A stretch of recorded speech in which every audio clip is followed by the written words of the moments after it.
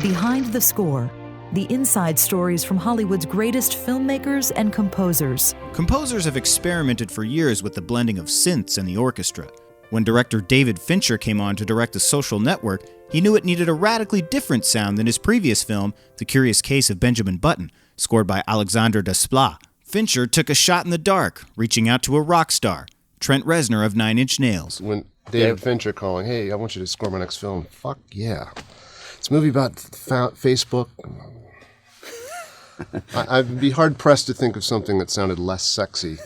Possible rom-com might have done that. But, and then you read the script and you realize it is actually a very compelling story. Reznor had never scored a film, but a friend from the record business, Atticus Ross, had some ideas. To me, I think that the music, it should be native. Rather than try to crash course to see how legitimate people do it, we went with our instinct of saying, what if we take the skills we know? Those skills have rocked the charts as the edgy electronic rock band Nine Inch Nails. With hit songs like The Hand That Feeds, Only, and Survivalism. All reaching #1 on the U.S. alternative rock charts. The style represented a possible new direction for film music. And we've read these words on paper with a bit of fear, like how are we going to support that? We've seen this scene that feels sterile because there's nothing supporting it, but there's action happening.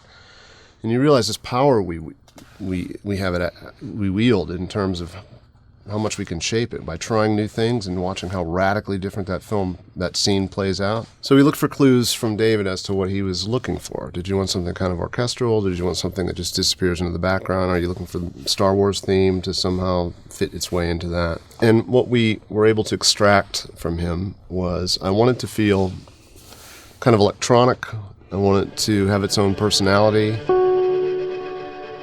The sound they eventually unlocked was unique. Fincher suggested they use it over the opening credits to set the mood. And in that important area at the very beginning, when you're not sure what this film is, you just went through rapid-fire argument, Aaron Sorkin dialogue, into this kind of weird, unsettling, kind of sad, not triumphant tone. The whole movie feels different after that. There's an incredible depth. That character, the loneliness, it's certainly a three-dimensional piece.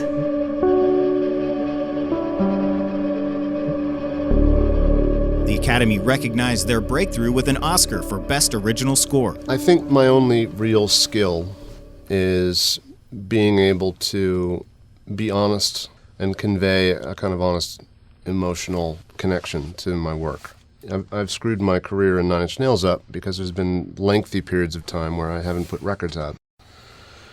I don't feel like I have anything to say, and in the process, we were encouraged to go further than we kind of conservatively started approaching it initially. Reznor and Ross have continued to work together. They scored Fincher's The Girl with the Dragon Tattoo and Gone Girl, Peter Berg's Patriots Day, and last year's award-winning Ken Burns docuseries, The Vietnam War. For more stories behind the score, read Score, The Interviews, based on the international hit film Score, a film music documentary featuring raw insight from Hans Zimmer, James Cameron, Quincy Jones, Randy Newman, Trent Reznor, and many more.